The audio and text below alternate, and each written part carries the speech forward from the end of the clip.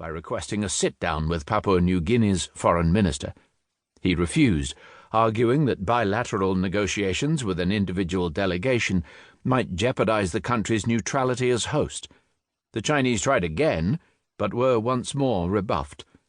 Undeterred, 4 Chinese diplomats decided to push their way into the foreign minister's office, calling out that they just needed 2 minutes of his time. Security guards then asked the Chinese officials to leave, and police were later posted outside the door. Publicly, Papua New Guinea's foreign minister sought to downplay the incident, telling reporters it was not an issue. Privately, the country's officials described China's behavior throughout the negotiations as bullying. China's foreign ministry denied that the incident ever occurred, calling it a rumor spread by some people with a hidden agenda. As reporters waited for the outcome of the summit, Canadian Prime Minister Justin Trudeau eventually confirmed that negotiations over the communiqué had collapsed. "There are differing visions on particular elements," he said, with understatement. For the first time since leaders began attending the annual summit in 1993, no joint statement was issued. The APEC summit should have been an opportunity for China to boost its reputation. Trump had spent the 2 years leading up to the Port Moresby meeting undoing much of the goodwill the United States had developed in the region. Within days of his January 2017 inauguration, he had withdrawn from the Trans-Pacific Partnership, a 12-nation trade deal that aimed to help America compete with China's engagement in Asia. He'd gone on to launch a trade war with China, forcing Pacific nations to choose between 2 powers they could not afford to offend.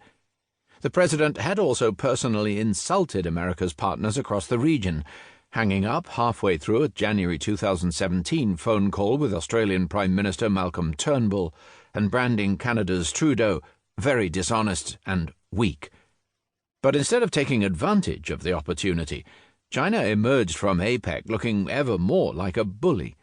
Its diplomats, the very people who should have been most concerned about their country's reputation, only seemed to be making matters worse.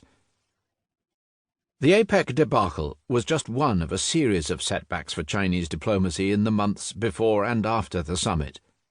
2 months earlier, at the Pacific Islands Forum in the Micronesian microstate of Nauru, China's envoy had walked out of a meeting when the host refused to let him speak ahead of another nation's prime minister. The president of Nauru described the Chinese diplomat as very insolent and a bully. In the months after the Papua New Guinea incident, China's ambassador to Canada publicly accused his hosts of white supremacy. China's chief emissary in South Africa declared that Donald Trump's policies were making the United States the enemy of the whole world. Its representative in Sweden, Gui Zhongyou, labelled the country's police inhumane and blasted its so-called freedom of expression. In the space of just 2 years, Gui was summoned by Sweden's foreign ministry more than 40 times, while 3 of the country's political parties called for him to be expelled. Unabashed, he told Swedish public radio, "We treat our friends with fine wine, but for our enemies we have shotguns." While these aggressive displays won plaudits at home, they compromised China's efforts to cast itself as a peaceful power. The foreign media began to brand this new confrontational approach wolf warrior diplomacy, after a series of Chinese action movies that depicted Rambo-like heroes battling China's enemies at home and abroad. The second in the series, Wolf Warrior 2, told the story of a group of People's Liberation Army soldiers sent to rescue stranded Chinese civilians in a war-torn African nation. The 2017 movie was a huge success for China's film industry, making more than $854 million at the domestic box office.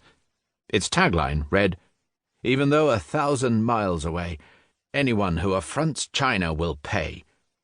The moniker captured the intimidating and sometimes bewildering nature of Chinese diplomacy as seen by the outside world, and it stuck. The behavior of Chinese diplomats grew even more combative as COVID-19 spread around the world in early 2020. Beijing's envoys hit back hard at suggestions China was to blame for the spread of the virus. Some did so on Twitter. "You speak in such a way that you look like part of the virus."